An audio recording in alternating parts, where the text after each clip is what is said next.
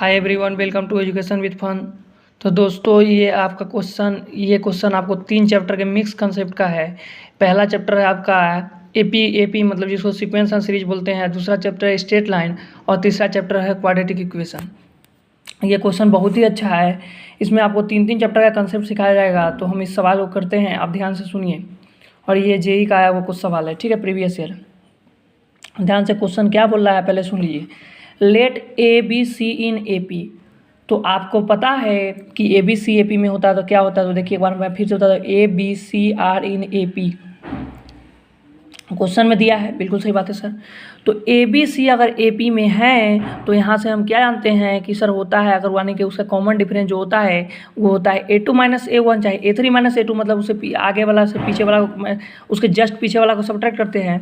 तो यानी कि यहाँ से हम लिख सकते हैं B minus a equal to c minus b. और आपके पास जो आएगा वो यानी कि B minus a equal to जो आ जाएगा आपके पास आ जाएगा C माइनस बी। तो यहाँ से करके 2B equal to A plus C. ठीक है। तो सर B का वैल्यू जैसे ही यहाँ पता करेंगे तो हो जाएगा A प्लस सी बाई 2। ठीक है।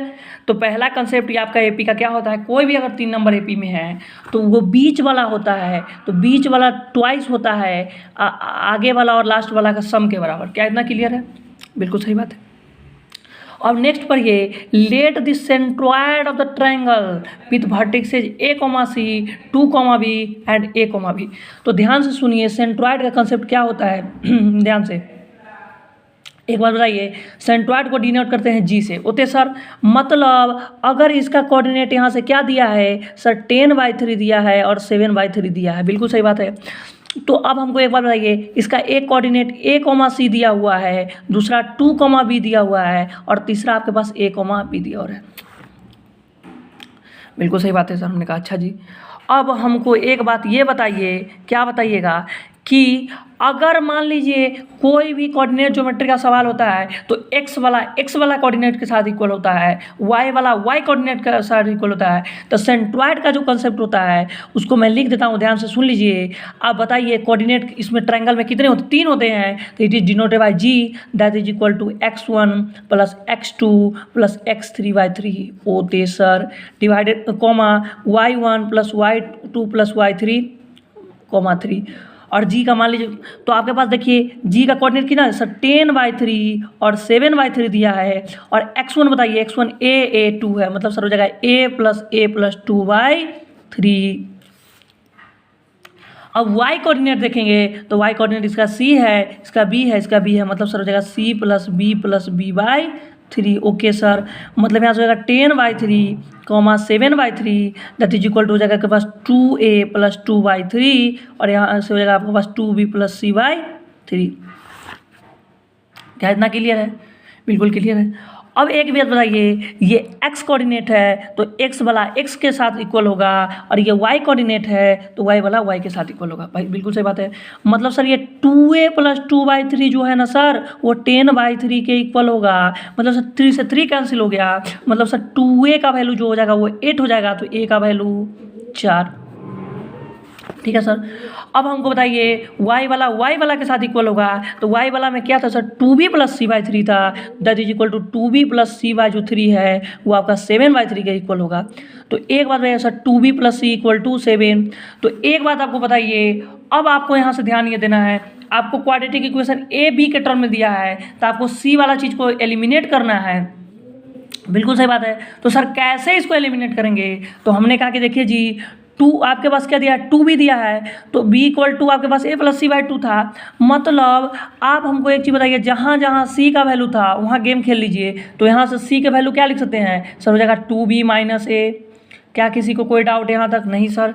क्यों? क्योंकि देखिए C का को एलिमिनेट का मतलब यहाँ से हो जाएगा 2B आप plus 2B minus A equal to 7 that is equal to sir 4B minus A का वैल्यू कितना सर, A का वैल्यू 4 है, that is equal to 7।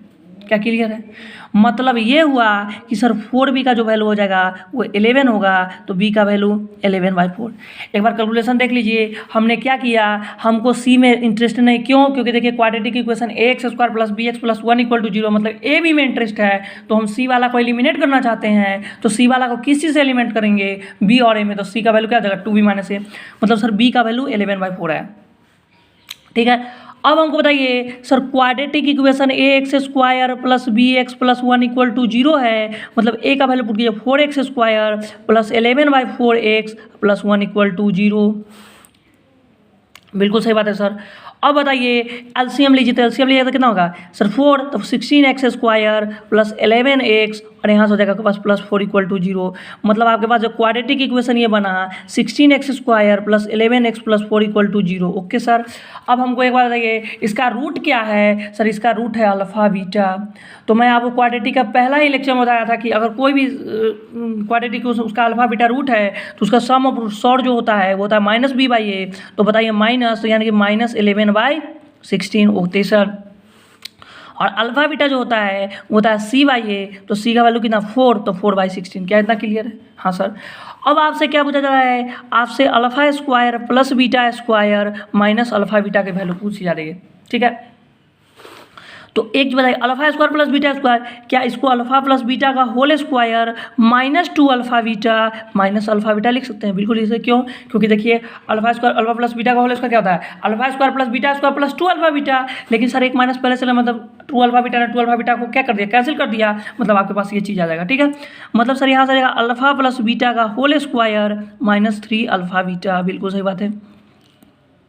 Alpha plus beta की वैल्यू क्या है सर, -11/16 है, तो -11/16 का होल स्क्वायर -3 × 4/16। तो यहाँ से करिए तो 11 × 11 121, 16 का होल स्क्वायर 256 माइनस 4 3 जा 12/16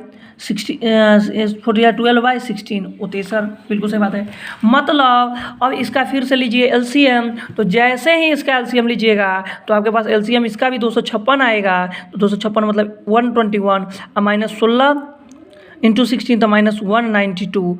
मतलब जैसे इसको सॉल्व कीजिएगा तो माइनस आपके पास आ जाएगा एक -71/256। तो एक बार आप कैलकुलेशन देख लीजिएगा, आई होप हम कैलकुलेशन सही होगा। -71/256। तो इस क्वेश्चन में आपको मैं 3 चैप्टर का सवाल था, तो ये क्वेश्चन आपको एक बार फिर से लगाना है। टेक केयर, बाय बाय, मिलते हैं नेक्स्ट लेक्चर में। Thanks for watching.